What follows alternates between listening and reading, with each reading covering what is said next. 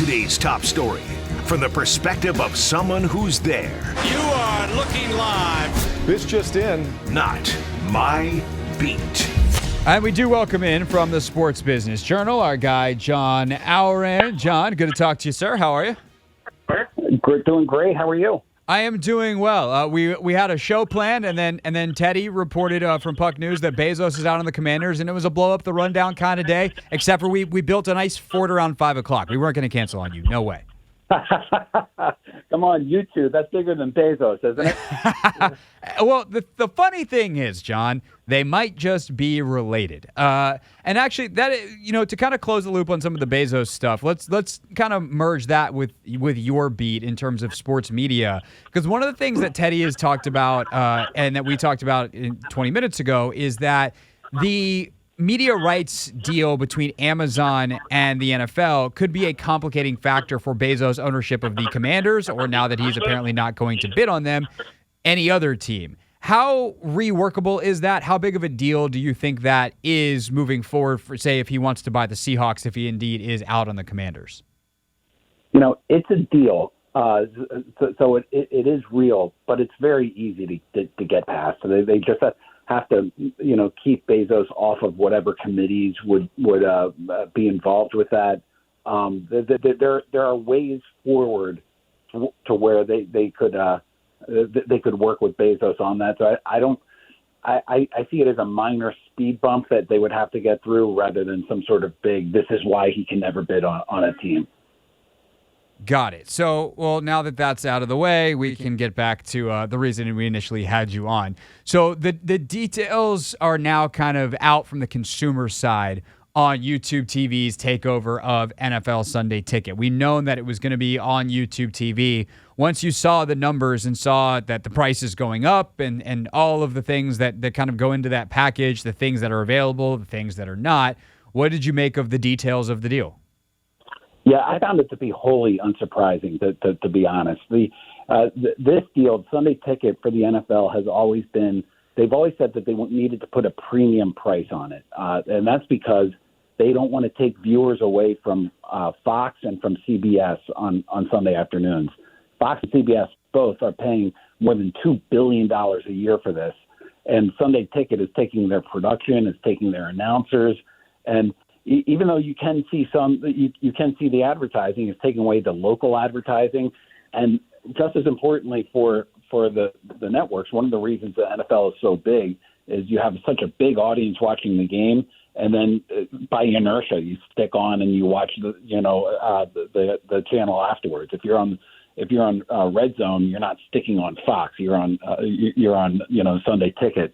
So they want to do whatever they can to keep Fox and CBS happy enough to continue paying $2 billion, because what they have been doing on Sunday over the past 20 years or 30 years since Sunday Ticket launched is the games on Sunday afternoon are getting stripped thinner and thinner. You now have a full season of Thursday night games. You now have several international games that are in the morning. You have NFL Network that has to have about 4 games on Saturdays toward the end of the season, and Sunday afternoon, which is what Sunday Ticket is. It's really a lot thinner in terms of competition than it was when it launched back in the mid 1990s.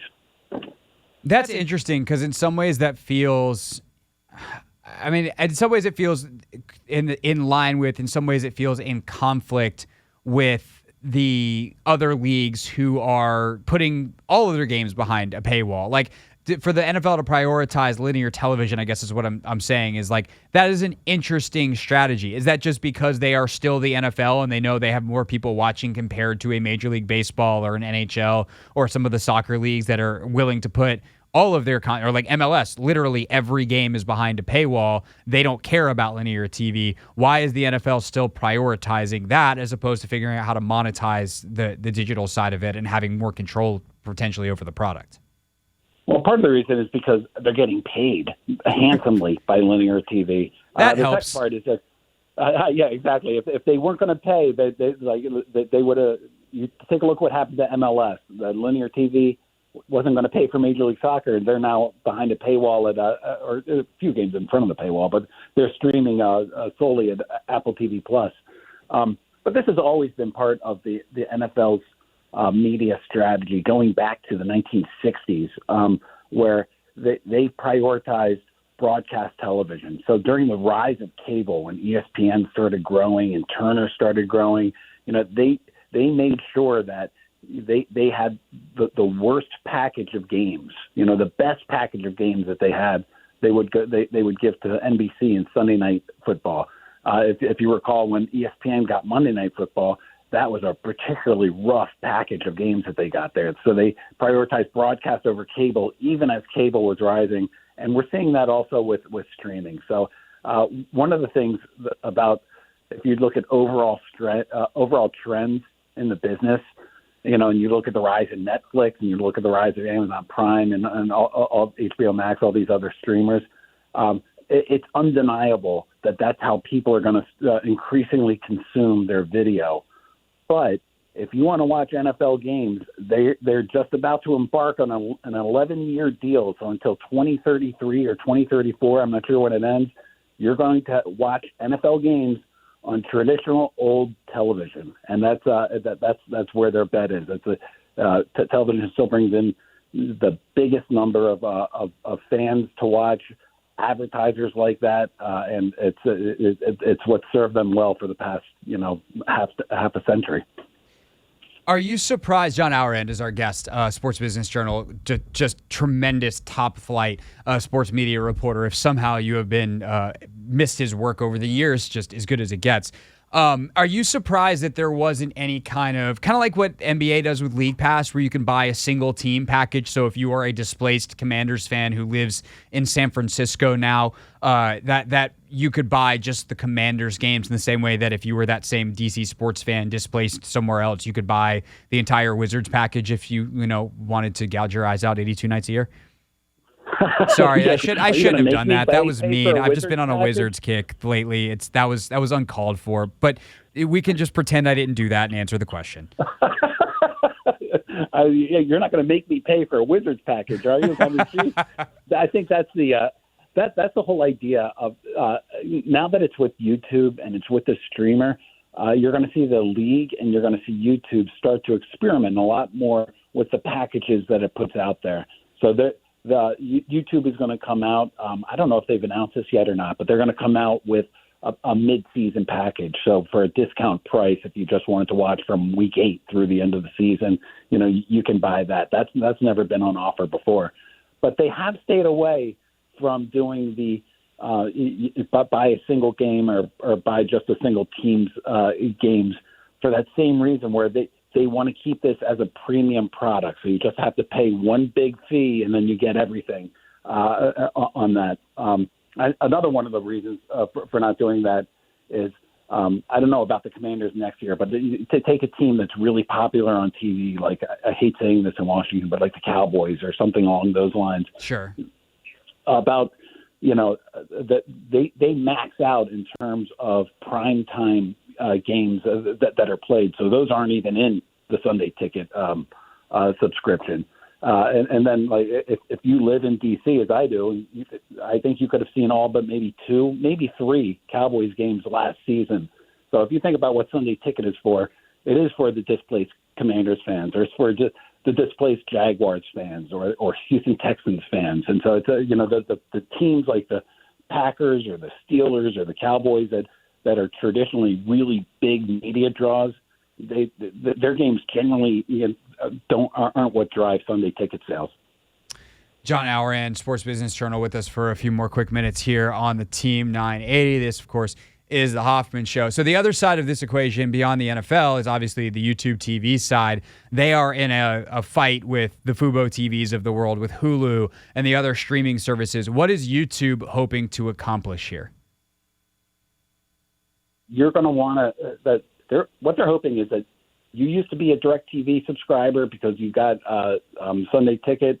Now you're going to become a YouTube TV subscriber, and you're going to still get Sunday Ticket, and that they're going to be able to increase their subscribership for YouTube TV. And as they get more subscribers, at YouTube TV, and YouTube TV becomes more popular than, say, Dish Network, which is a satellite provider, or starts to rival DirecTV, all of a sudden the prices, the wholesale prices that YouTube TV has to pay for all the different channels is going to drop, because as they sort of gain more subscribers, they have a lot more leverage, and they'll be able to pay less for the channel. So there is a benefit for the overall business that has nothing to do with the NFL, but it's partly growing off of the NFL's back. So I remember when I've officially cut the cord and have been that way for like a year and a half, 2 years now.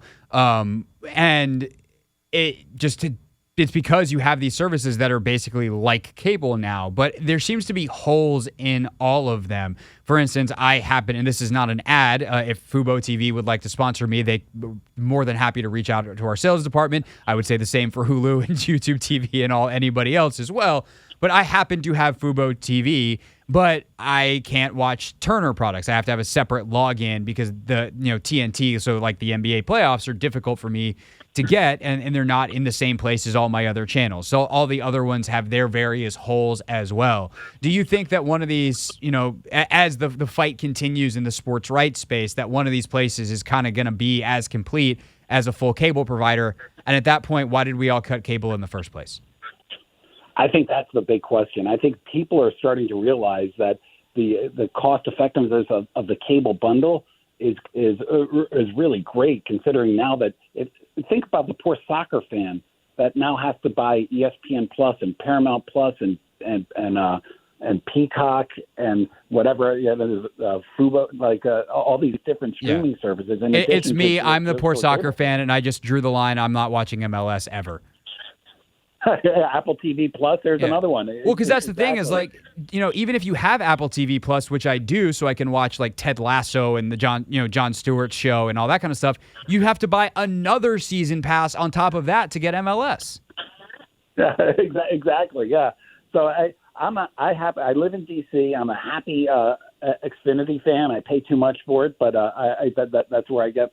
If they get rid of Masson, and if they get rid of so I can't see the Wizards or the Big Ten Network, I'm going to whatever has those three, and I think that's one of the things in the media business right now, particularly in the cable business, is that my wife doesn't like sports, and she would have cut the cord years ago. I like sports, so we still are tethered to the cord. The only people that are now paying for cable are hardcore sports fans like me, or people that want to see live news or live entertainment. Anybody, think about your own life. Any entertainment show, you're not sitting through commercials. You're binge watching it on one of 10 streamers that are out there. And so that's where a lot of these networks like ESPN or Turner, they have a lot of leverage over these companies like YouTube TV or Comcast for that matter. Yeah, Fubo doesn't have Masson. I can't watch the Nats. If the Nats become good, that becomes a problem. For right now, I would just be like, oh, they lost again. So that's John. This has been a problematic interview. I'm just going to get myself in trouble with the Wizards, with the Nationals. I think I'm going to let you go enjoy the rest of your day before I get myself in more trouble. This is really more about me than you.